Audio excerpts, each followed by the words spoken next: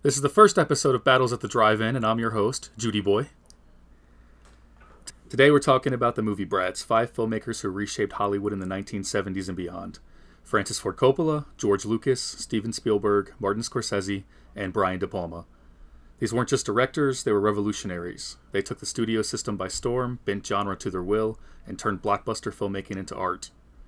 Their styles are wildly different, but their influence unmistakable.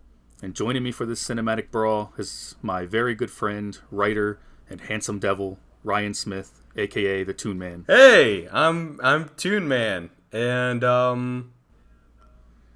I really like these movie directors, and I love film, and I love our host, Judy Boy, Jude.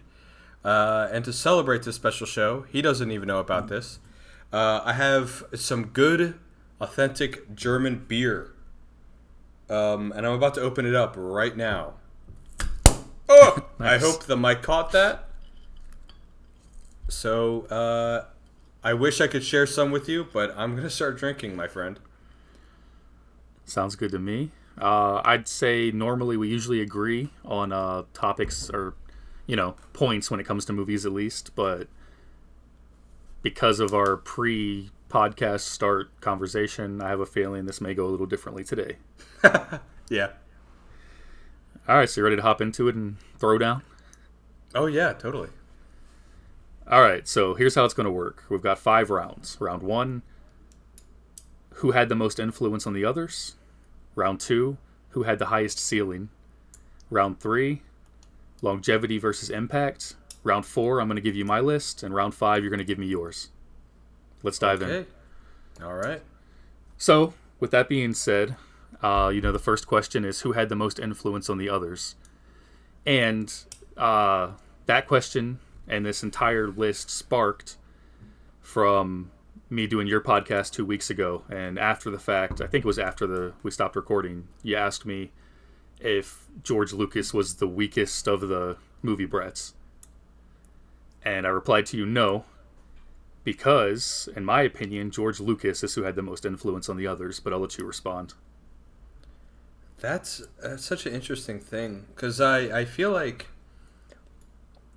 you bring it up now, but in that moment I wasn't really thinking about the influence on the others. I watching their movies, you always think about their influence or what they were influenced by, maybe not so much each other, but they would have to be inspired by each other in some way, either consciously or subconsciously, because they worked with each other, they watched all each other's movies. I think first comes to mind is Steven Spielberg, and I don't even want to admit that because I'm not the biggest Spielberg guy, but even from the beginning, Spielberg was Mr. Blockbuster, and everyone wanted to see his movies. So I feel like it doesn't have to be Spielberg, but Spielberg is probably my first choice. Well, I don't have Lucas as the top of my list. Okay. I'm not gonna tell you exactly where he's at yet, but because you didn't watch my video, you watched a couple minutes and just for context to the listeners, and decided like you'd rather go in blind. Yeah. So in the video, I actually put clips of the directors talking, and there's a clip of De Palma and Scorsese on this talk show. And he's talking about how there's things that Marty does that he'd like to incorporate, and then Scorsese agrees there's things that he would like to do that De Palma does. But yeah, so I think they do all influence each other. And when you bring up Spielberg, I just like to point out that without Lucas, we don't have a lot of Spielberg's blockbusters. That's true. It's very true. I'd say not even just the direct impact on like Indiana Jones, but I'd say without Lucas we don't have like Jurassic Park, or we don't have the Jaws, or at least the ambition of the technology of the special effects there. I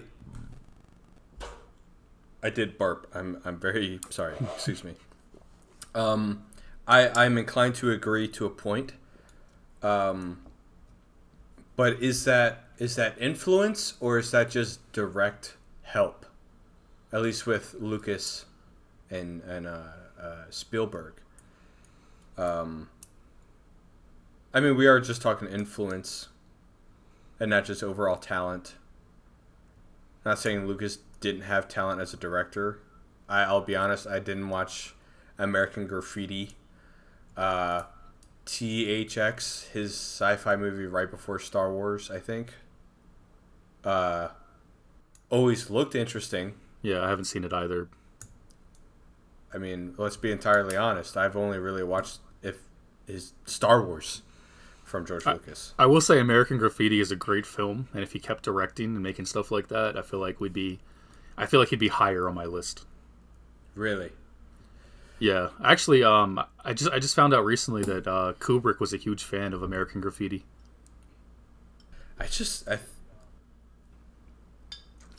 But okay, if not George Lucas being the most influential, and I guess okay, first, how do we want to define influential?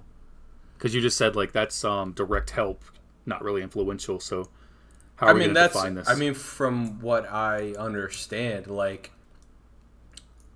in terms of, I mean, obviously I don't know these people. I've only really watched interviews and how they talk about each other and how they work with each other. But it seems like George Lucas and Steven Spielberg were very close to each other in terms of work and life, and they helped each other out, especially with Indiana Jones. And I don't know if that's influence, but if it's like, man, that guy's work, I kind of want to do something like that, or that's inspiring to me. I don't know. I feel like maybe it has to be Spielberg or Scorsese, because those guys were doing really good, and they probably the most talented out of that group. Spoilers for how I view those guys, but I don't know. I feel like it has to be those guys. Yeah.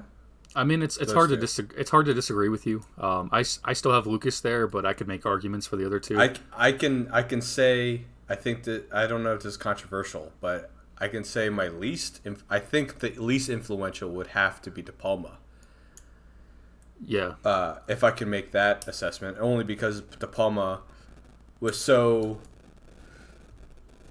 and I don't mean this in a negative way. Actually, I really like this about De Palma. He was so derivative of everything before him, and honored that. Yeah, I'd say out of all, I was gonna say out of all of them, I feel like De Palma. And I know he's not, obviously, because he's one of these five guys, but he's the one that seems indie. You know what I mean? Like yeah. Even in his quote unquote documentary, a documentary about him. Which is just called De Palma. He how he talks about it, it's like he still very much was, in terms of financial success, behind everyone else, critically and financially, actually. Sorry, go on. I could make an argument for the other two that you're saying might be the most influential, because Spielberg is the glue. He's the one that brings them all together. I say that in my video. He's obviously the one that's had the most success, fiscally, blockbusters, whatever. Yeah. And then the case for Scorsese is, I think he's he's innovated camera movement more than anyone since Hitchcock. Agreed. And I think that's very relevant, especially the ways that he did it early. Something I talk about in the video too, but something I always talk about. We've probably talked about it, is how in Mean Streets he literally duct taped camera to Harvey Keitel's chest so it could follow him around from that weird perspective, and that's how the Steadicam was eventually invented. Yeah. I'm sorry, I don't know. I guess it is on topic, but while we were talking about this, I feel like, just on the subject of influence, I can't help but think like Alfred Hitchcock, especially with the Palma, is like is like granddaddy, or maybe to them just like big bro.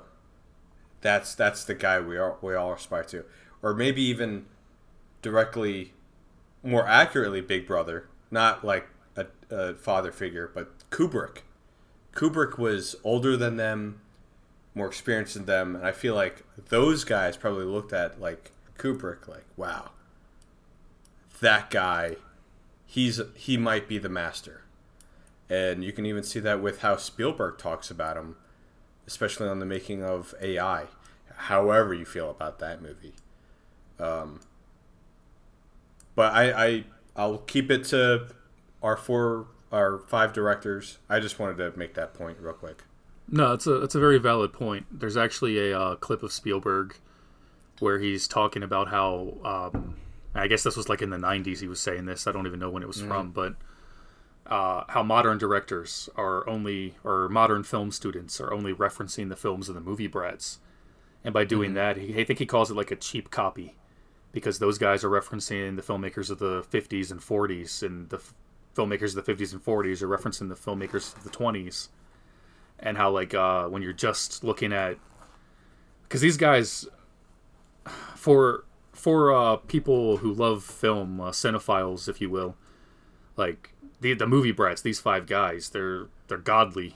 You know what I mean? People idolize them. So yeah, your point's very valid that they're definitely more influenced from filmmakers generations before them than each other. Mm-hmm. With that being said, who do you think made the film, like, okay, two questions.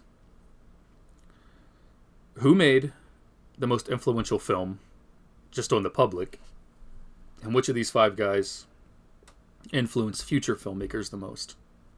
Well, it has to be Star Wars, right? For the first question, what was the first question? Which movie was the most influential from them? Yeah, I would agree with you there. That's another reason I put George in this position. Yes, Star Wars. Star Wars is insane. It's Star Wars and Jaws are the blockbuster, like, created specifically for that term, or not specifically for that term, but that term was specifically made for those movies. Yeah, and I would even go further, and I'd say Star Wars and Jaws, taking a number of factors into account. Not saying my favorite movies on out of any movies these guys have made, but Star Wars and Jaws probably have to be the two best movies ever made by these five guys. That's quite a take. I don't know how I feel about that yet, but I just want to. Wow. Well, I'll say most successful. Sorry, let me change that to most successful. Okay. I was about to be like, I don't know. I love Blowout. No, but you know what? I'll say on that point, if we're being controversial, Blowout is better than Star Wars, but I'd rather watch Star Wars any day of the week, maybe. I don't know. But what was that? I'm sorry. What was the second question about which of these guys do you think influenced the next generation of filmmakers the most? Scorsese has to be. Like the biggest, most successful film nerd of the 21st century, and the last one, Tarantino, sucks off Scorsese every day of the week, and every film bro brings up Taxi Driver or Casino or Goodfellas. I bring up Goodfellas. I love Goodfellas. It has to be Scorsese in terms of talent, success, and just innovation. In terms of filmmaking, writing, getting performances from actors, and just sheer method. And it has to be Scorsese. And that's a point we're actually going to agree on. I think the only argument for that category would be Coppola, but I just don't think that the quality of content is there for Coppola in comparison. Yeah, no, it's so weird for me. Coppola. Every time I think about one thing he's done, or And for every time I think about, wow, Coppola did that. How masterful. How great. I think about Jack, starring, what's his name? Jack Nicholson? No, Jack. Oh, there's a movie called You Don't Know Jack. Robin Williams. Robin Williams. Okay. I think about Jack starring Robin Williams, where it's just it's awful. It's embarrassing. It's Robin Williams plays an 11-year-old boy, and it's embarrassing. I think about, wow, The Godfather is such a cinematic, epic tale about. It's almost Shakespearean. And then I think about Jack, starring Robin Williams. I'm like, Honestly, it's probably a controversial take, but it's a take I give in my video for my ranking. Again, I'm not going to give you the list yet, but I think Apocalypse Now is actually a really bad movie. Like, it's beautiful, bad? but it's bad. Interesting. I've never heard anyone call that movie out, like, just straight up bad. I mean, especially, like, comparing it to other war films and Vietnam era films specifically, It's just a bad movie. Visually, it's beautiful. It's like as beautiful as The Godfather or Dracula, but just there's no like substance there. Interesting. I've heard people call it boring and long, and there's like 5 different cuts of the movie that are still able to watch. I think, right? Yeah. Yeah, or am I being dramatic? Like Apocalypse Now Redux. yeah. It's kind of like, well, he's always done that. Like, not to get too off topic, but he, I don't know if this is like myth, but he only did Dracula, so his movie company could just make money. Dracula and Godfather 3. He only did those movies so his production company could make a lot of money. I believe that. Yeah. The only thing close to a good scene in that movie is Martin Sheen's like breakdown in the hotel room. But even then, it just feels forced. Like it feels like he's trying to get like a Scorsese level performance out of somebody. Yeah. And it's just not working. Well, I'll be honest. I feel like I'm losing street cred with my film bros, but I haven't watched Apocalypse Now. Because of the length, and it's not really like, I'm not really into war movies. I know that sounds lame, but I just was never really like into the idea of it. But I like visually, or movies that are defined by its visuals. I know some people will say that's bad. Again, not to get too off topic, but I recently watched Only God Forgives, which is such a simple story on paper, but I only like it because of its visual storytelling. And maybe I would like Apocalypse Now because of its visuals. But, I love the visuals. The visuals, but I just did a video about Hexen. That's all visuals, you know. And I love Easy Rider. That's all visuals, but I don't know. Just those are actual movies too. Like, I don't know. I don't want to complete. I know what you mean. Like complete packages. Yeah, I don't want to piss all the Coppola fans off by just trashing him this whole episode. Does he have fans after Megaopolis? Megaopolis? Oh my gosh! I think Adam Driver still likes him. Oh.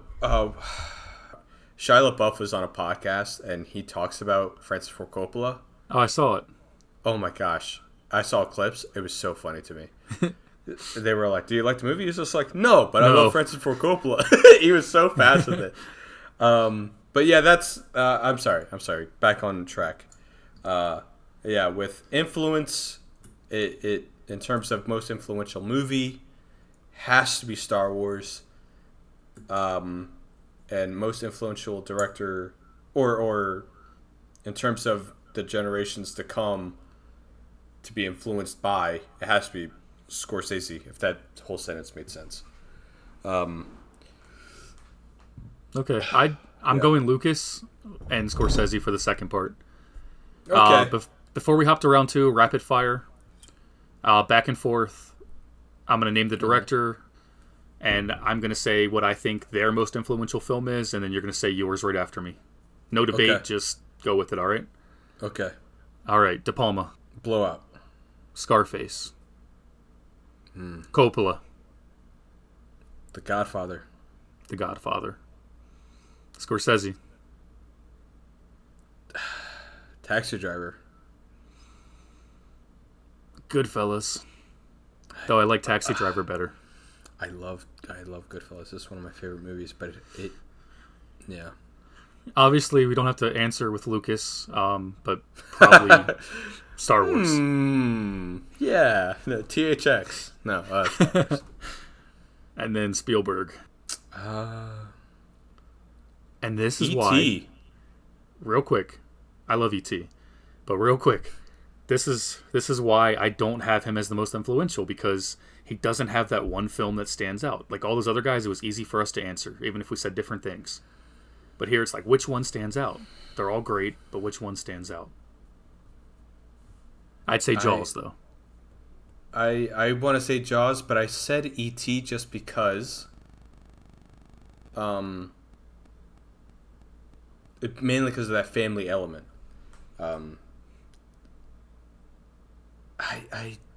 I want to agree with you, but it's hard to say. Okay, so get this. Not again to shit on Francis Ford Coppola. But it's kind of cheating for him, cuz The Godfather throughout cinematic history since that movie came out has been looked at as one of the best movies ever made. It's like in everyone's top 5 or top 10. Not in mine, but it's a fantastic masterpiece of filmmaking. Spielberg has those movies that maybe aren't Godfather, but they're so significant in terms of pop culture. E.T., Jaws, like just those two. Jurassic Park. Are Jurassic Park, dude. Yeah, it's insane. It's Indiana Jones, all 3 of them. Like, and you can say George Lucas all live long day, but George Lucas, I don't even care. You cannot convince me that he wasn't in a weird lawn chair, just chilling out with Spielberg, just being like, put a weird guy who rips his heart out. For me, and again, this is not me saying Spielberg is better. I think Spielberg is just, he knows what people want to see, and that might be a good or bad thing. I always a little off topic. I always think of that clip of Samuel L. Jackson asking if he can have a purple lightsaber. Hey, yeah, it's so funny because he's so casual. He's like, "Hey, how am I a purple lightsaber?" He's just like, "Oh, you only get blue or green." Can I get a purple one? We'll see. We'll see. It'd be really nice to get a purple one. We'll see when the movie's done. We'll see. I'm so sorry. I love that clip too. I love any clip of George Lucas talking. He's so funny without even trying. The whole making of the prequel trilogy is like a whole season of The Office. It's awesome. I may have gone too far in a few places, but I'm sorry. I don't know. Spielberg is just that talented when it comes to what people want to see.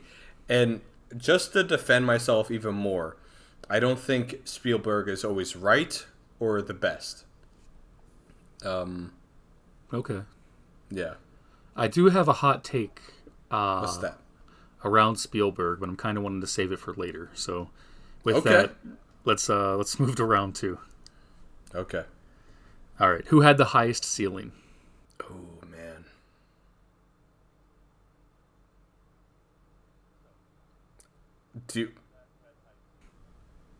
Okay. Okay. So that's a good point. Why is my brain telling me De Palma? I know it's not De Palma. It I only want to say De Palma because he's my favorite. Um, Well, one of my favorites. One of my favorites. But I think it's Scorsese. I think it's Scorsese. I'm not too far off with you on that De Palma thing because I think a more leashed in De Palma that kind of played more by like the studio's rules could have been close to Scorsese. But I do agree with you that it probably is Scorsese because would you say he reached that potential? Like he hit that ceiling? Like he's reached max potential. He's so masterful he can't get any better. Not that he can't get better, but that, a lot of times in any situation in life, but when you're talking about like your potential, a lot of times you don't reach it. Mm-hmm. He's got 26 feature films, not including documentaries. Man. And I haven't seen all of them. I've seen, I think, 24 of them or 23. So I can say I have a pretty good sample size, right? And I'll say all 23 of them, while there are obviously some that are better than others, all 23 of them are very, very good. Yeah, yeah. It's hard to like really look at a bad Scorsese movie. You can only say not as good as the other one. And I can only really think of maybe Tarantino, who's a director like that. But Tarantino's only directed not even half of what Scorsese has directed. And well, then there's another guy who he's not in this list, but I said he might come up. Michael Cimino. Michael Cimino. He directed one of my favorite films, The Deer Hunter, but in totality he only has 7 films, and there's only one other good one. It's what's it called? It's called Thunderbolt and Lightfoot, and it's Clint Eastwood and a young Jeff Bridges, and it's just like a crime movie, like a heist movie. And it's really good, but that was his first film. And then the rest of them were all just kind of like pretty goofy. And Heaven's Gate he made right before The Deer Hunter, or right after The Deer Hunter, I can't remember. And that when it came out was a bomb, but I think now it has like a cult following. Okay. But yeah, when we're talking about these guys, besides George, they've all made like a lot of movies, and Scorsese, Coppola, and Spielberg are still making movies. I'm trying to think of like bad Spielberg movies. I can only think of like stuff he's worked on that really aren't that great. Well, there's 2 that are considered bad by the film bros, as you would put it. But I actually really like those movies, and that's War Horse and Hook. Hook is considered bad? Yeah, apparently. Gets so much hate online. I wouldn't call it bad. Is it bad? I haven't watched it in a while. Is it bad? It's a really fun movie. I don't think it's bad.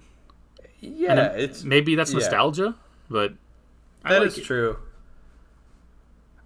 Yeah, I'm looking at like newer Spielberg stuff, and I'm like, oh yeah. Oh, Ready Player One, I can't stand. Haven't seen it. It's such a... You can tell when Spielberg is like... He's directing people, actors. He's actually getting good performances out of people. Yeah, and the sets are kind of lackluster, but... And then he's just like, all right, I shot 25% of this film on set. Now it's for the rest of it to be shot on in CGI animation. Bye. Here's some storyboards. Whatever. I'll admit I haven't seen a lot of Spielberg's newer stuff, but like I'm looking at his filmography now, and I forgot about Schindler's List. I forgot about The Goonies, Catch Me If You Can. What else? Goonies is so good. Fievel Goes West, An American Tale. He directed that? I don't know if he directed it, but it was his animation company. If you remember, he started an animation company to rival Disney. Yeah. Good work. West Side Story. I remember everyone being like that. I feel like a lot of people will talk about his newer stuff. It just comes down to it being mediocre. Why do you think that is? Why has someone like Scorsese been able to adapt what Spielberg hasn't? Mm-hmm. Maybe because Spielberg is somewhere down the line became more interested in the business than actual filmmaking. Is that cynical to say? I will say he's the one that became absorbed in the industry. Yeah. He it's like he simultaneously has director brain and producer brain. Where Scorsese, you can watch, it's actually insane. You can watch him in the making of I haven't even watched the movie, but I've seen clips of like the behind the scenes of him working on what was his last movie?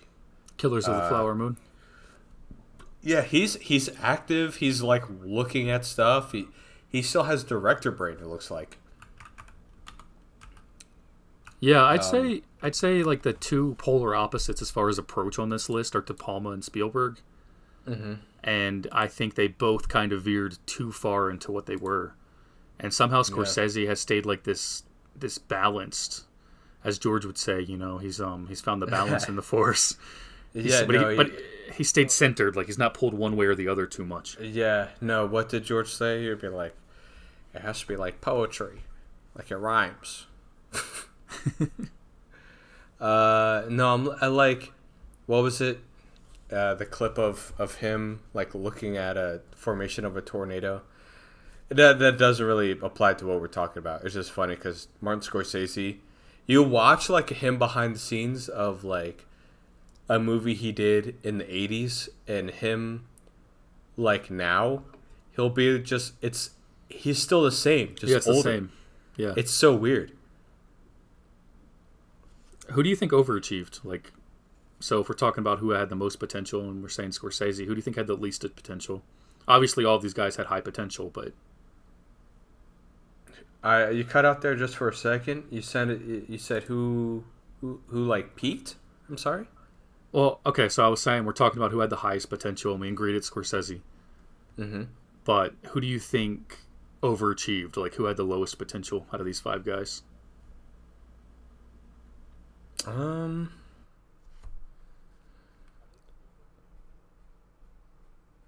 Lowest potential. Such a weird thing because they all. It's weird to say they all succeeded, Like some of them succeeded really fast. And to me, that's George Lucas.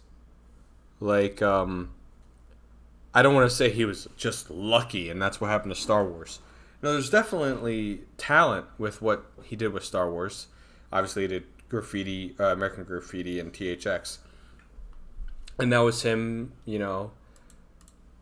being a good filmmaker. But you look into what made Star Wars great, and it was the editing, George Lucas's, John Williams' score, Ralph McQuarrie's art design, and the charming and uplifting performances of our three leads and R2-D2 and C-3PO. And I think George Lucas might be my answer. And that's not saying anything like he's a bad filmmaker or anything. A lot of people would say he is. But I don't know. I feel like George Lucas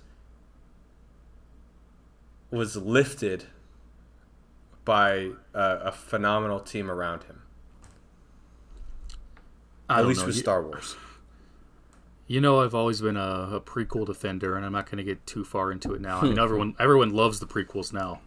But I've loved the prequels since you've known me, since I saw them. Yes. I think that those are great movies. I defend Hayden Christensen's performance. I think it was perfectly played.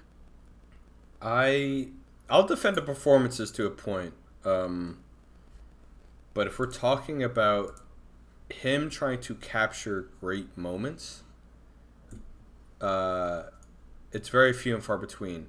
He was probably really focused on the technology, how scenes looked, at least in a CGI level, and how scenes were framed, which Attack of the Clones and Revenge of the Sith look good. And have some really solid performances. Ewan McGregor does great the entire trilogy. I do not care what anyone says. But if we're talking like dialogue scenes or even some action scenes, if we're going to say George Lucas is directing and even writing, it's not the greatest. Especially when he was, I'm not saying he was elderly when the prequels came out, but he was a little older. I mean, they all were. And he was stupid rich, and he didn't have to do a lot, or he probably didn't feel like he had to, because of computer animation. Okay, you said something. You said he wasn't the best at capturing the moments, and you kind of explained what you meant. With that, I'm going to use a scene from my least favorite of the 6 original films, The Phantom Menace, which I think everyone can agree on is probably the worst of all of them, right? Of those 6, yeah. Yeah. Yeah, for sure, those 6. let's not even talk about the other 3. Yes.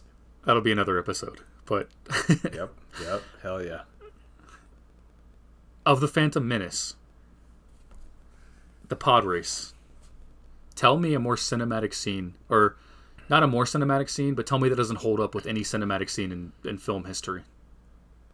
What, the pod race scene? Yeah, the pod race scene. There's everything there. There's the stakes, the tension, the obstacles.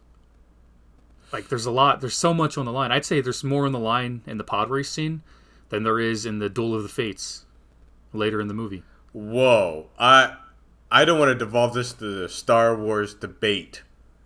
You can cut this into its own little snippet if you want. But nah, keep it going. No. The pod race condensed, if it was its own thing, yeah, you could say that. But I know Anakin's going to make it. It's a prequel. I know he's going to make it. Or maybe you could say that to fucking Duel of the Fates.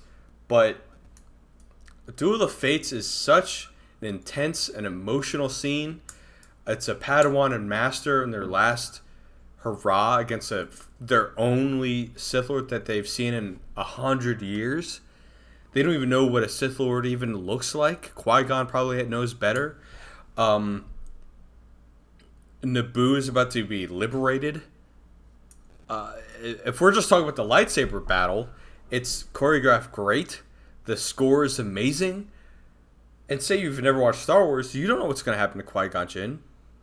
Maybe you watched the original trilogy and you're like, who's this Qui-Gon Jinn guy? Maybe he does live and maybe he retires, or no, he fucking dies. The pod race scene, don't get me wrong, all the great bits are there with suspense and all this fun stuff, and it's exciting.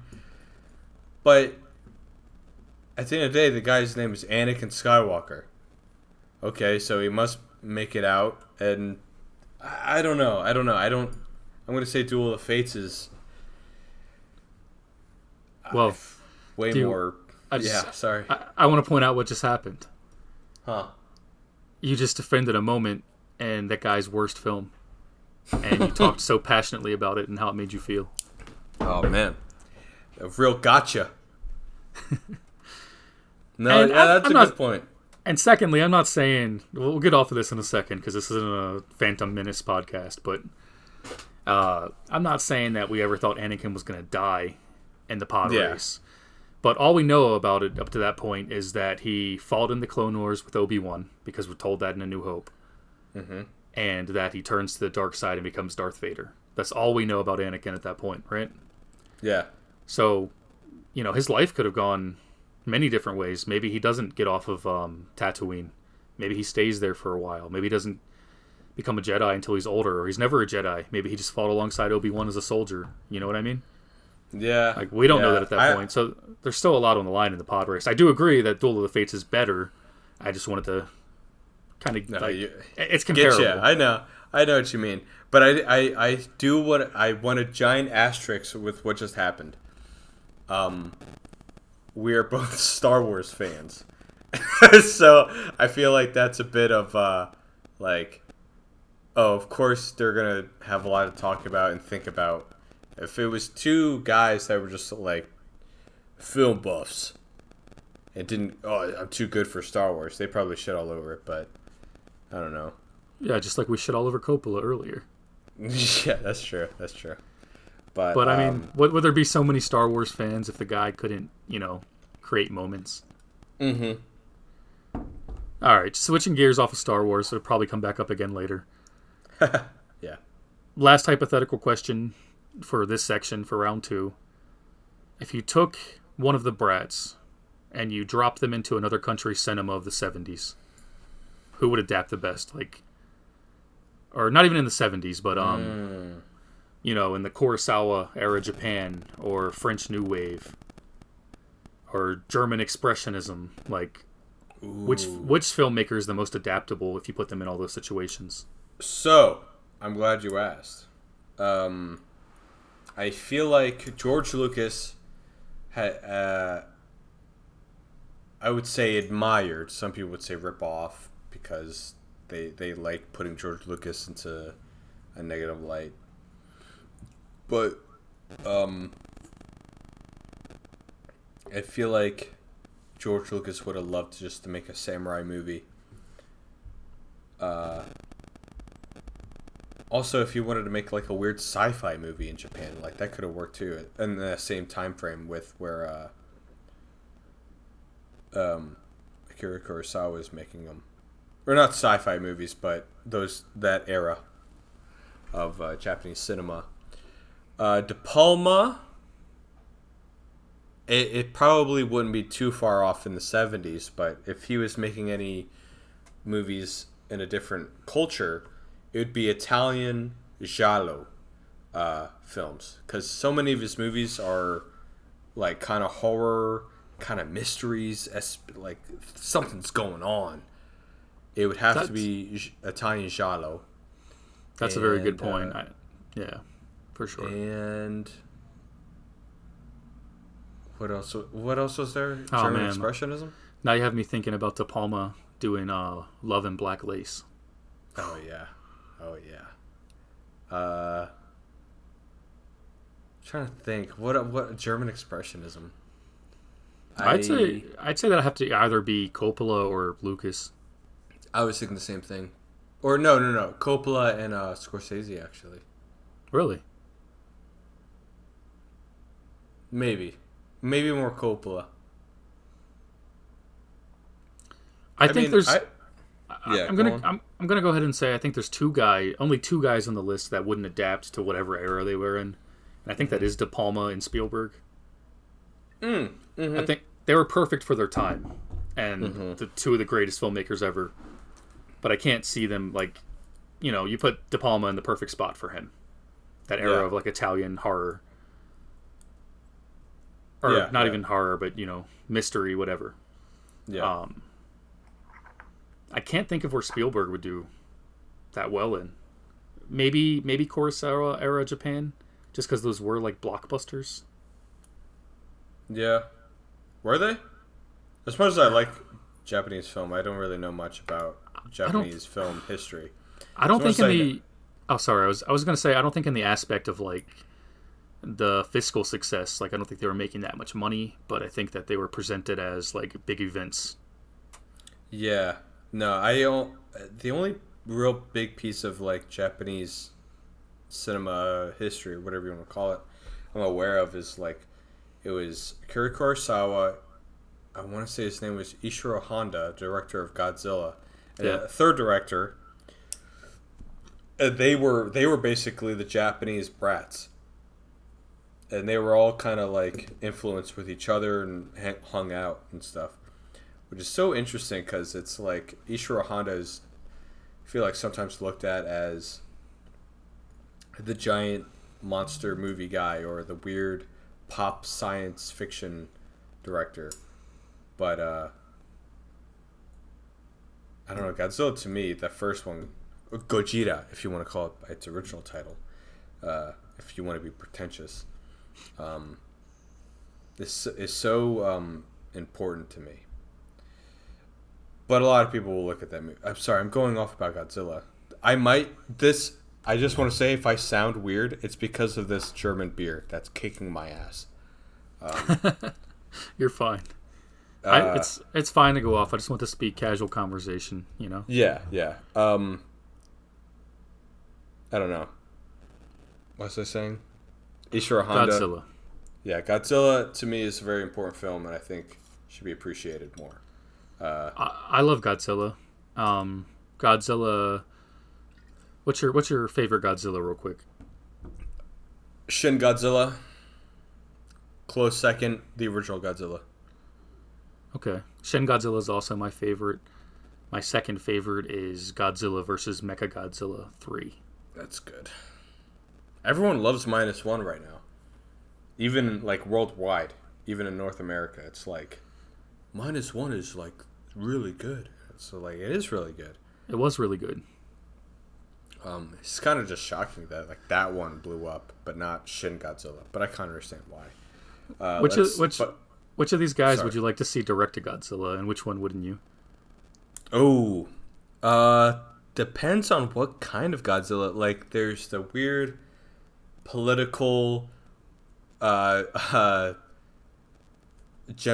trauma Godzilla that's like Shin Godzilla in the original Godzilla movie. I don't know. Maybe Scorsese. He does. I feel like he could really pull that off. I feel like all these guys would really pull it off in like a unique way. If we're talking big stupid, I want two giant monsters to fuck each other up. Spielberg. See, I'd like to see a Coppola Godzilla. Coppola would do a perfect war movie, Godzilla, about people.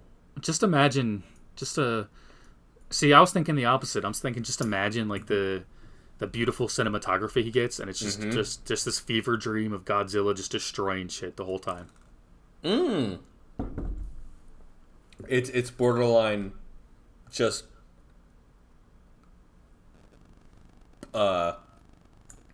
porn, but it's just destruction porn. Yeah, pure indulgence.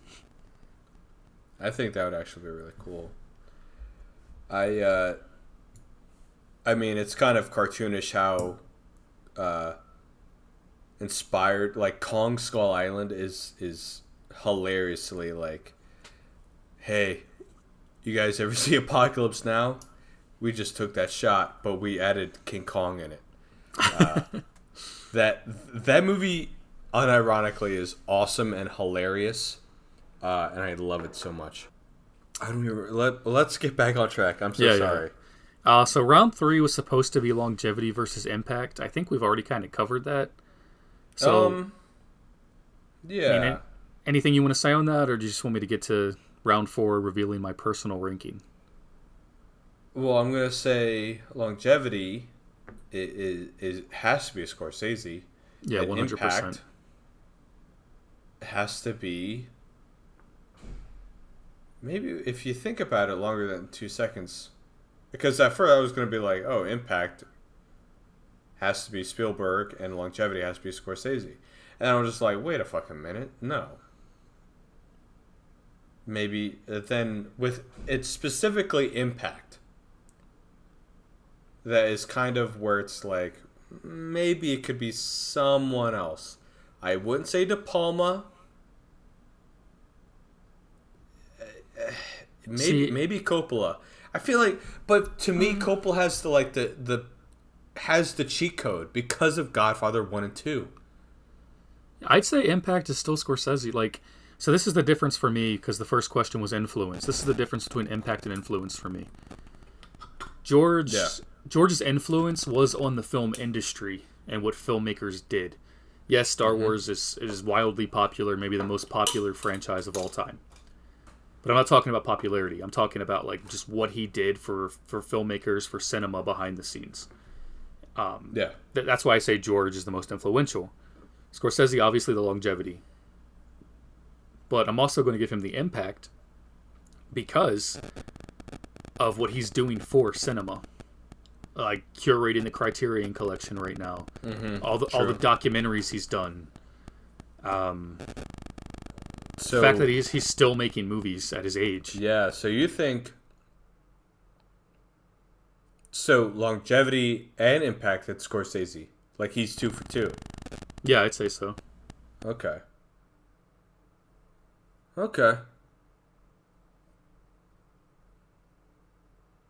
Yeah, part of me wants to say longevity Spielberg. But... That's a fair point. I just think in the last 20 years, Scorsese's made better movies than Spielberg.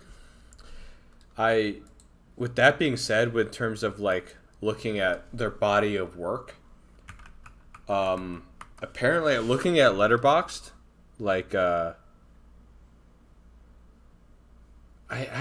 guess I haven't watched a lot of Martin Scorsese movies, and I feel kind of bad about it. Like, well, I have my top 10. I think I have all my Scorsese films ranked. If you want to go look at my Letterboxd. Nice shout out. No, I guess it's so weird because it's like you watch the best of their stuff and you're like, yep, that they are great. I do have a lot of his movies in my watch list. Have you seen Silence? No, I need to. That's on my watch list. Yeah, definitely watch that one. I think just knowing your taste in cinema, like, you'll really love that movie. After Hours. I need to watch After Hours. I feel bad I haven't watched that. Some of these, I'm like, I feel bad. I haven't watched. I shout that out on my video. I love After Hours. And you love Seinfeld. This is how I describe After Hours. It's Seinfeld meets The Wizard of Oz. Okay. I guess I know what I'm watching tomorrow. There you go. No, and the main character has the luck of George Costanza. And he's my favorite character. No, there's we've talked about this, and again, not to get too off track, but Brian De Palma, there's a movie that I own, and you've told me to watch it. Is it Dress to Kill or Body Double? You always Body told me Double. To watch. Body Double. I own that movie. Oh, I love that movie so much. And I still haven't watched it. And I do not know why. Well, when you get time after this, like I reference all these movies, watch my video about the movie Brats. Yeah, that's what you should do. No, that's what you should do. I'm telling you. Yeah. Okay. And also, because if you don't know, the TheToon-Man here is a pretty successful YouTuber, so I'd like his opinion. No, no, you can't say that. Yeah, I can. You can't say pretty successful. Hey, you're making me blush, pal. All right, but let's get back on track. All right. I guess Martin Scorsese, just to put a nail, longevity and impact, I think, on overall cinema. I think that this. So getting it around 4. Basically, what I'll do is I'm gonna tell you. Starting at 5, I'll go 5 through 1. Mm-hmm. After I say who it is, I'll pause. If you want to ask me any questions, why they're there, go ahead. If you're good with that, just say next or okay. And I do think after this conversation, I might slightly tweak my list, but I'm going to give it to you as I had it beforehand. Okay. All right, so at 5, I don't think it's a surprise. It's Coppola. Okay. At 4, I have De Palma. That's so insane. I knew that, and that's so insane to me. But I want to hear the rest of the list. All right, 3 is George. Crazy. Continue. Four is Scorsese. Okay. And then first is Spielberg. And I guess this is where I'm going to lay in my hot Spielberg take. Jaws is the greatest movie ever made. Oh, man. Oh, man. I think my only hang up is De Palma's not even in the top 3. I just don't know where else I would put him. He has to be over George Lucas. Yes, I get it. Star Wars is the best thing ever. I love Star Wars. I recently watched Star Wars. I think it's a complete triumph of when everyone a part of the filmmaking just goes A1 steak sauce, just perfect across the board. If I was but just is it better than Blowout? No. No, it is not. It is better. No. Would De Palma, in terms of talented filmmaking. So if I was just doing the list based on my own preferences, Spielberg would probably be like 3 or 4. But being objective and taking everything into account, like De Palma's my second favorite on the list. He makes my second favorite movie, or I don't even know how to phrase that, but you get what I'm trying to say. His movies are my second favorite movies to watch out of anybody's on this list, other than Scorsese. But I just can't. Just the fiscal success, the financial success of George, the cultural impact of George, that's still relevant today. Like nobody besides us and film bros are talking about De Palma. You got a point. But that's the thing. I can agree with you with Spielberg. I can agree. And who's your number 2? Scorsese? Yeah. And that's fine with me. I can. That's. No. George Lucas is,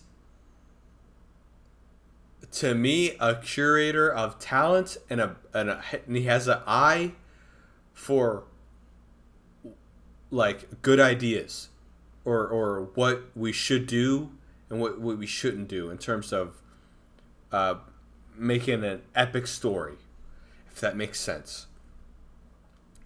De Palma it's just made excellent movie after excellent movie. If I But he really only has that one, being Scarface, that one like big success. If we're going by success and talent, Scarface, I'm gonna say it, Blowout, and Mission Impossible. And sure, you can say that was more of a producer and Tom Cruise like taking control of that movie. I forgot about Mission Impossible, and that's a good point. But it's kind of funny in the documentary with De Palma. He does make it sound like he just didn't really care that much what was going on. And I haven't seen Mission Impossible mainly because I don't give a shit. But Mission Impossible made such a fucking impact with Tom Cruise that now we're how many Mission Impossibles in? I want to say like 6, 7 of them. That was okay. I know you don't get that. With the people listening, that wasn't a 6-7 meme. That was me literally thinking how many Mission Impossible movies there are. Please don't think I'm making a 6-7 meme. I'd rather shoot myself in the fucking brain. I don't get the carry reference. On my I know you don't. Please carry on. Thank you. Okay. Earlier you said that people, not you said people would say that George just ripped off Kurosawa. Mm-hmm. But if you could say that about George, you could say that Blowout is just a ripoff of Rear Window. No. You could say Sisters is a ripoff of of Rear Windows. Blowout. Yeah, that too. So he rips off Rear Window and everything he makes. No, shut up. Damn, you got me. No, Blowout is, I would say, more of, not Rear Window. I mean, I definitely inspiration. If we're saying ripoff. Well, I'm not saying ripoff. I'm just saying. I know. If you get that, if we're making the argument against George, we can make the argument about De Palma. But De Palma, like, just watch that scene of John Travolta getting all his equipment out, and just to listen to a bullet hit a car or a tire. All that. I don't think It's a great movie, and I love De Palma. I think if we have any commenters, I think that the thing that they're going to say is that Coppola is too low. I think a lot of them would and comment and correct me if I'm wrong if you listen to this. I think a lot of the listeners would have De Palma at 5.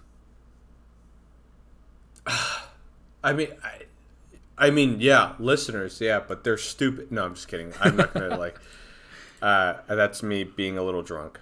It's all good. It's that German beer. Yeah, no, I'm honestly, if I could mail this to you, I would, but apparently I'm not allowed to. This stuff is sneaking up on me. That's how good it tastes, and it's actually, the guy who sold it was very right. It does sneak up on you, and it's very dangerous what I'm drinking. Well, you are in the beer capital of the world. Oh, dude, it's scary good.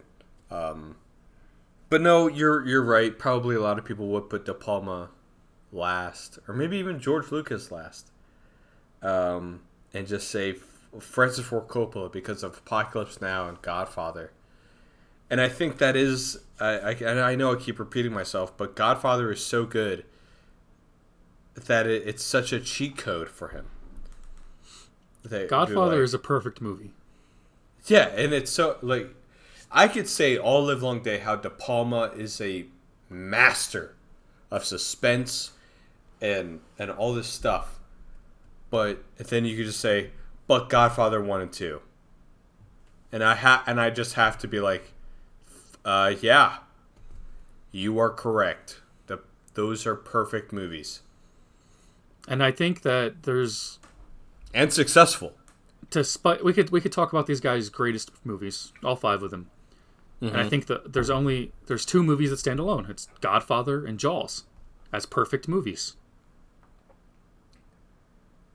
I know, actually, spoiler, so he did tell me that he talks a lot about Jaws in his video.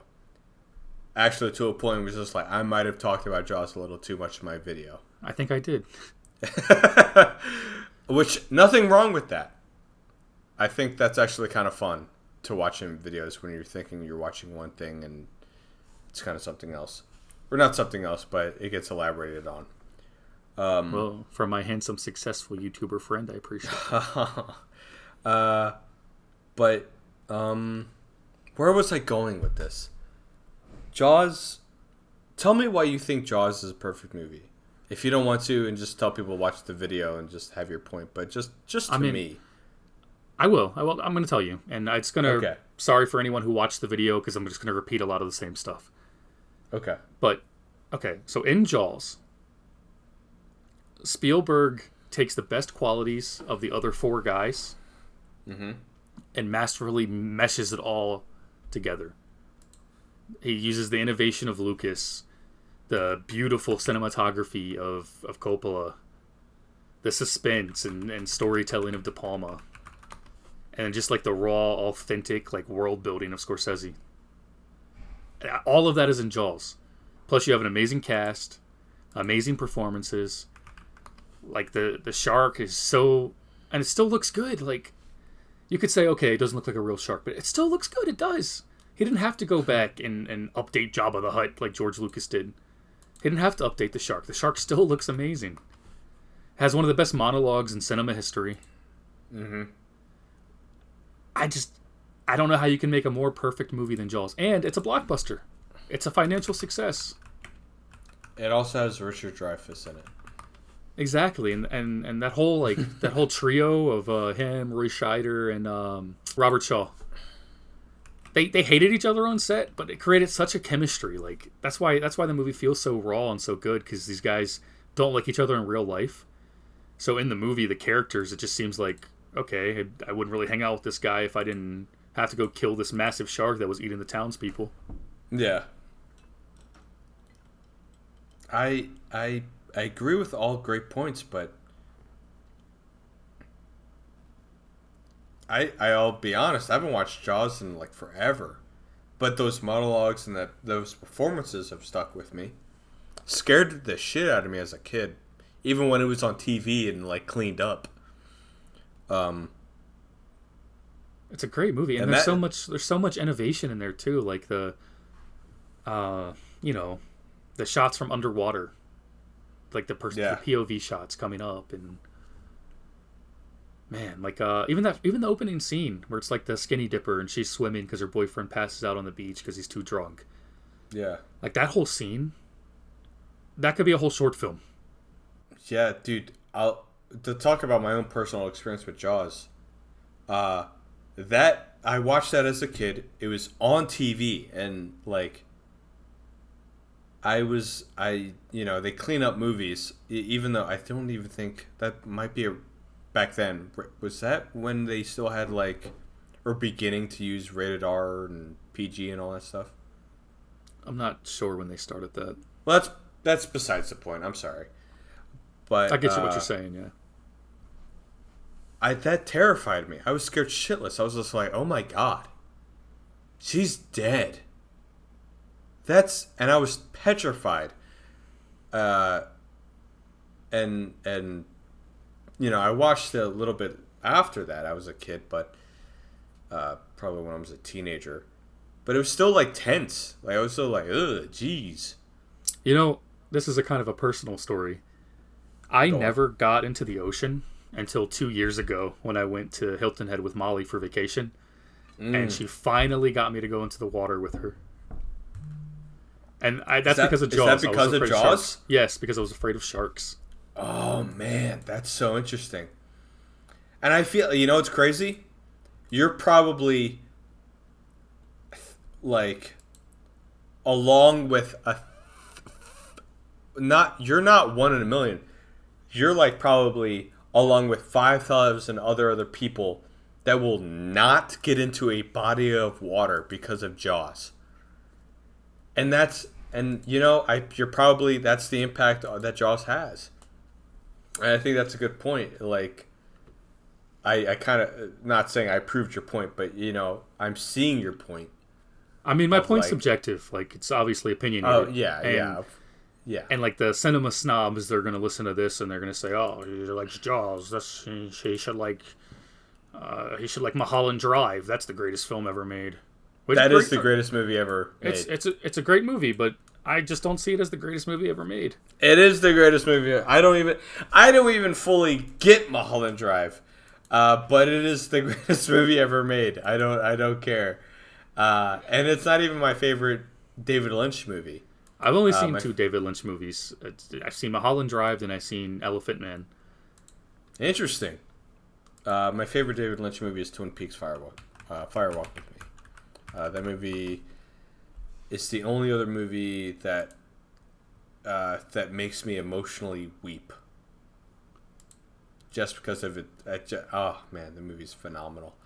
But I don't want to say anything negative about David Lynch. And I'm not saying anything negative about David Lynch. But I just think the whole Mulholland Drive is the greatest film ever made is the Cabinet of Dr. Caligari is the greatest film ever made argument. That's a fair assessment, I think. But both great movies. Yeah. I have a huge heart-on for David Lynch. I even like the 1984 Dune, even though it's not Dune. You have a beautiful video on your channel about Blue Velvet on the Toon-Man channel. I wasn't even trying to do that, plug my own video, but yes, I do have a video about Blue Velvet, and it's It's not really a review, but it's just me more or less talking about my own thoughts and maybe just praising that movie. I do love Blue Velvet very much. And I think for the viewer or listener, if you've ever been into like wanting to get into David Lynch, but you're kind of scared or worried, Blue Velvet, if you just want to watch a movie, Twin Peaks, if you're open to watching a show, are kind of like the best things to really dip your toe into David Lynch material. But that's besides the point. Another off-topic thing is I'm not going to say my thesis on here, but a video I'm working on is that anti-porno video I talked about doing. My opinion. I'm not going to say it here, but when I was doing it, I was also thinking, another film you could really compare anti-porno to is Mulholland Drive. Yeah, I could see that. I could definitely see that, actually. It's more punchy. I think Mulholland Drive takes its time and kind of leaves you more in like the surreal world, the dream world. Whereas anti-porno is just like jump cut to this, jump cut to this, jump cut to this. Yeah. But the introspection and the breaking of the fourth wall is kind of the same. That movie, anti-porno, I need to rewatch that. The movie is such... It leaves you in a weird realm of like... Not just what is real. It's just like... Where am I?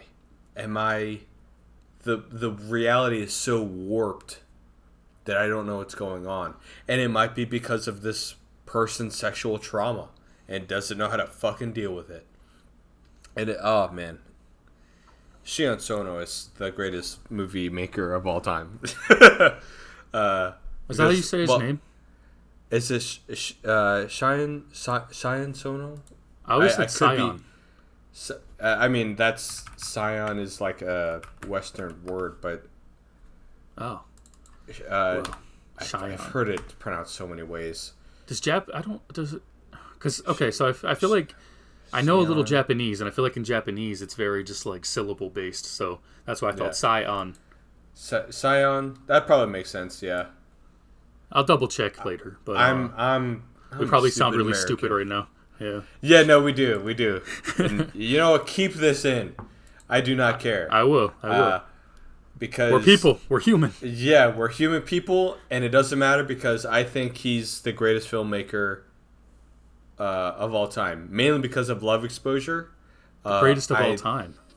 I love Love Exposure so much. That movie is the best movie ever made. I still have to watch it. I can suck off David Lynch all live one day and be like, Mulholland Drive. No. Love Exposure is the greatest movie of all time. No ifs, ands, or buts. It's the best. It has everything. I feel like we've gone all over the place. To me, Jaws is my favorite. Jaws isn't my favorite movie. It's not even in my top 10. But Jaws is the greatest movie of all time. And one last time before we switch to your list, I'm going to give you my list. So at 5, we have Coppola. At 4, we have De Palma. At 3, we have George Lucas. I'm switching this because I'm hyperbolic and my love for Martin Scorsese took over. So at 4, I'm putting Steven Spielberg. And at 2, I'm putting Steven Spielberg. And at 1, I'm putting Martin Scorsese because he's my favorite on the list. Gotcha. So I'm trying not to be like just my favorites with this list because that's too easy to me. But if we're putting everything into account, be as objective as you can, and obviously your subjectiveness is going to play a small part. Of course. You're probably gonna look at me crazy. George Lucas number 5. How, with all of the shit talking of Coppola that we did, how can we put George Lucas number 5? Please explain it to me. Make it make Please sense. Explain? Yes. If I'm being objective as possible, we're talking just Star Wars, which is successful and it's well made, but it's successful. It's the blockbuster. It spawns so much more, not just an influence, but within its own bubble, if you know what I mean. Man, listen, not to cut you off here, but I'm gonna say fuck Star Wars. American fuck Star Graffiti. Wars. American Graffiti. Sorry, I don't really mean it. I love Star Wars, but in this situation, I know. get it out of here. American Graffiti is just as good as any De Palma film. I haven't seen it, so That's fair. That's my own human error. After that, I will put not De Palma, Francis Ford Coppola, only because he has that fucking. He has Godfather 1 and 2. And he's just so visually distinct. You know what I just realized? And so passionate about filmmaking. What's up, bud? All these guys have directed Al Pacino besides George Lucas. Thank God. I want to see Al Pacino in Star Wars. Oh, man. Anyway, continue. I'm sorry. I'm fine with Coppola there. Yeah. And I think maybe he doesn't even have the most success, but I feel like his talent makes up for it. De Palma is number 3. Just like sheer said, talent. I respect it. The 3 and 4 placement was the hardest for me because I love George Lucas and I love Brian De Palma. Mm-hmm. And I simply edged George over him just because Star Wars is such a success and everything George has done to progress filmmaking. But I can respect De Palma at 3. Number 2. It's so interchangeable because I want to say number 2 Steven Spielberg, but my bias is making me go number 1 Scorsese, but same brother. I think even just if I'm being completely objective, because there's a point even what. Let's look at Spielberg after Jurassic Park. It's really like, okay, maybe fine, right? Just fine. After the 90s, I can't even think of a bad or even mediocre Scorsese movie. There's not one. So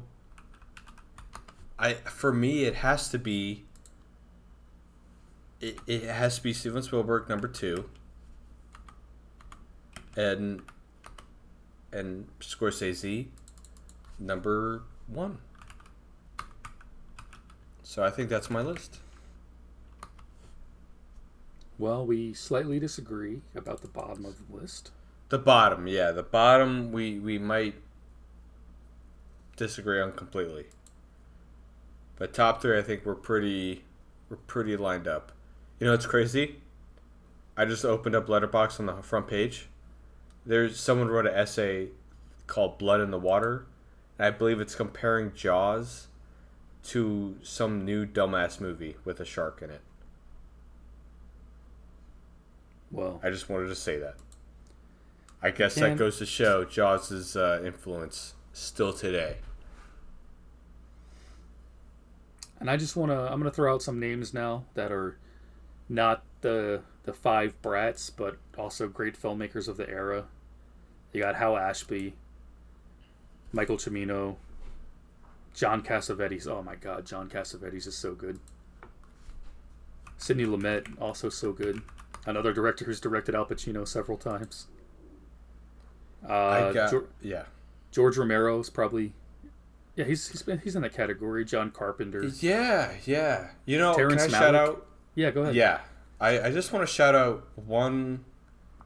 I haven't seen it, but I long to watch it.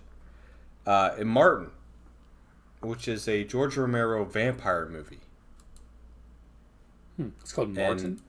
Yeah, it's just called Martin. It's a vampire movie Um, I I'll be honest. I don't know how to watch it. It's probably. I don't even know if it's on digital because it's such a like for whatever reason George Romero movies have such an issue with distribution. Um. It's so weird. But it's literally a vampire movie without all the sexuality. Where you just it's not really a sexy vampire movie. It's like what if an incel was a vampire? That's my assessment of Martin. Do you have a favorite vampire movie?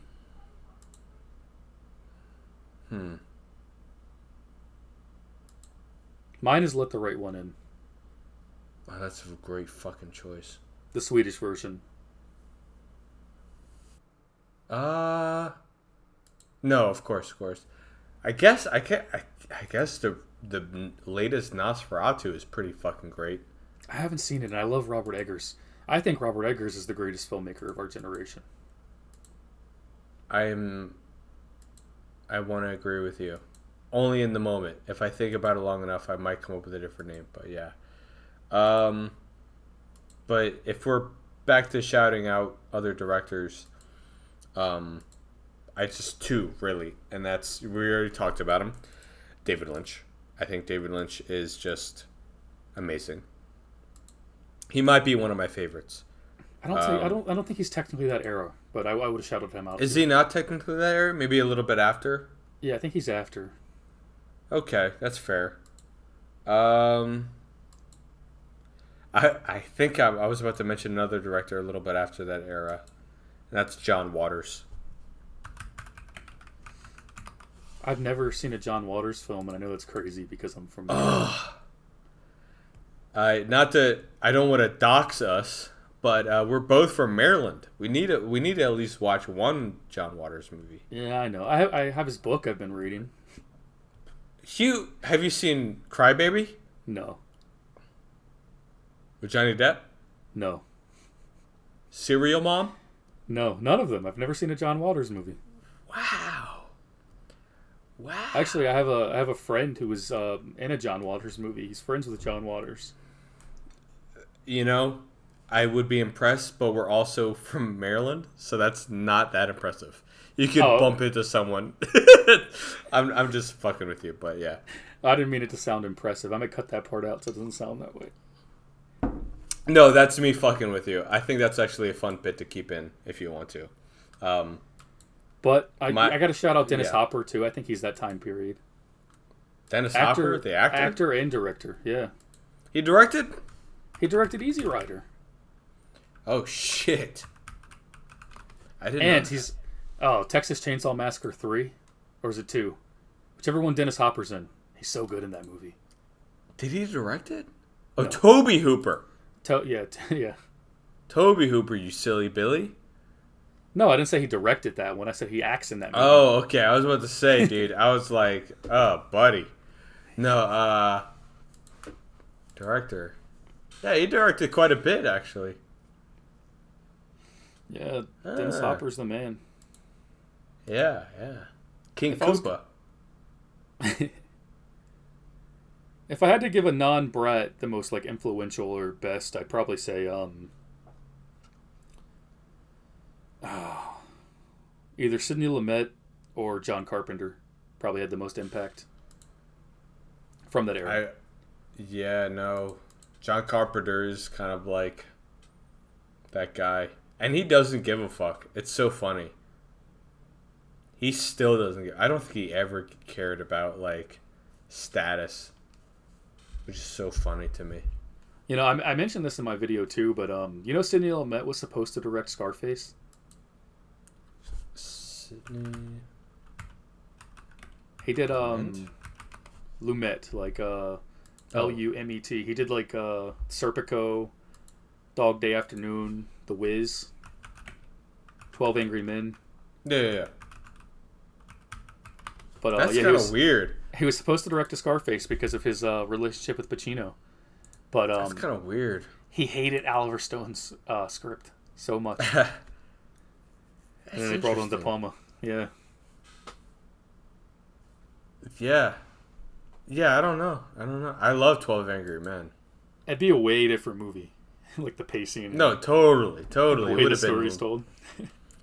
Would have been shit. No, I'm just kidding. It wouldn't have been as good, I think, honestly. And I love Lumet. I love him. I was gonna say influential during that time was I'm gonna fuck up his name. I don't know why I will. John G. Avildsen. Was Avildsen in the 70s? Kind of. I'm only really saying it because of Rocky 1. Rocky was 71, right? So yeah. I guess 76 actually. I thought it was 70. Yeah, I thought it was actually 77, but no, Rocky was 76. Maybe he's close to being a decade too late, but yeah, if we're including him, man, I love Rocky's in my top 10 favorite films, and I love The Karate Kid. Karate Kid. I mean, he doesn't have the quote unquote smash hits, but I mean, Rocky is such a. I love Rocky so much. I don't know if this is for the podcast or not, but have you ever had that moment, or I don't know how to explain this. For a good portion of your life, you're told, "Hey, this movie's a masterpiece," and you just don't watch it because you're like, "Oh, I mean, it's a masterpiece. So what? I want all other movies to watch, right?" And then you finally watch it, and you're like, "Holy shit! This movie really is a masterpiece." And you kind of kick yourself for not watching it, and then you're just like, wow. People weren't just saying it was a masterpiece just because. And that was Rocky for me. Yeah, because, you grow up your whole life, you see, people be like, "Hey, Adrian!" They make jokes and all this stuff, and Rocky, it's just such a part of pop culture. You might as well have seen it, so whatever, right? I saw Rocky as a kid, and it's Rocky 3 is actually my favorite Rocky, but it's not the best Rocky. Rocky 1 is that's almost a perfect film. Yeah. No, I agree. Rocky, so I watched it when I was 17, maybe? Am I 17, 18? Wow, I knew you did. And I was, that's a kid, right? But at that point, I had so much, and this isn't a flex, it has so much knowledge and just a passion about filmmaking that I was just like, I need to watch Rocky. Because I watched First Blood before I watched Rocky, believe it or not. I love First Blood. I haven't seen any Rambo. First Blood is really good. First Blood 2, Rambo is okay. That moment for me was actually Mulholland Drive. Yeah, so that makes sense. The only David Lynch movie I'd ever seen was Elephant Man. Mm-hmm. And I refused to watch David Lynch. And this is going to sound pretentious, and people are going to go watch my stuff, and they're going to be like, "This guy compared himself to David Lynch, but he fucking sucks." That's not what I'm doing. But I was told that the way I wrote and the way I filmed things, it reminded people of David Lynch. So I was like, well, now I can't seem like I'm copying David Lynch. He's so popular. So I never watched a David Lynch movie. And then finally I just sucked it up, and I was like, all right, I'm going to watch Mulholland Drive. And I was like, this is a really, really good movie. It is. It really is. Not as good as Jaws. This is... sure, man. Or Revenge of the Sith. No, I would say Mulholland Drive is better than Revenge of the Sith. I remember watching Rocky 1, and I was just like, wow, this is one of the best movies I've ever seen in my whole life. And I kind of still feel that way, but is Ridley Scott a part of that little group around that time? I don't know. When did Ridley Scott make his debut? I think it was a little later, right? Let's see, because it's interesting. Like, he was kind of like, what the fuck? He was kind of like before Alien or even before Blade Runner. He was actually like seen as a competent director in Europe and England, but when he came to America to do Alien and Blade Runner, not at the same time, of course, but people were all like, "Well, who the fuck is this guy?" So I'm reading right now that his directorial debut was in 1977 with a film called The Duelist. Mm-hmm. Oh, that has what's his name in it? Harvey fucking Keitel? Does it? Yeah, Harvey Keitel. I love Harvey. The fuck? What is this movie? And I'm not even a Ridley Scott fan that much. I think he's a hilarious person. For instance, when they interview people on the red carpet and they're like, "What's your 4 favorite films?" Ridley Scott literally said he was at number 3. He was just like, Blade Runner. I think that movie's pretty amazing, actually, and I was just like, hilarious. Ridley Scott would say his own fucking movie is one of the best movies, or one of his favorite movies. Ridley Scott did Gladiator, right? Yeah. Yes, and Gladiator 2. I mean, he's got a lot of like titles to his name. I've only seen one Alien, and I've seen Prometheus, which is basically an Alien movie. But yeah, another if again, I'm just talking to you. You can cut this out if you want. I don't know how much this was too revealing. I have a rule, or just a life mantra, that no girlfriend or wife in anyone's life will recommend a good movie. There's been one time where that mantra or rule has been broken, or once made me change my mind. I had a girlfriend to recommended me a movie, and the movie was pretty darn good. It's called Matchstick Men. It's a Ridley Scott movie. I only really like it because of the performances with Nicolas Cage and Sam Rockwell. I can't remember much of the movie, but I just like those performances. Well, I tried to type it in, but I put in Matchstick.min, so now my phone thinks I'm doing something weird. Oh, no. Nicholas, I've been recommended this movie before, too, and I've never watched it. I'll be honest, I'm not like, it's the best, and I have watched it forever. This is like a high school girlfriend. But, I was so like, wow, this girl knows what a good movie is. And honestly, if this is included in the podcast, it's that mantra life rule thing is more of a joke than anything. Yeah, I've been recommended a lot of good movies by the women in my life. You know. Yeah. Molly's she's got some good taste in movies, but she also likes Inception, so there's that.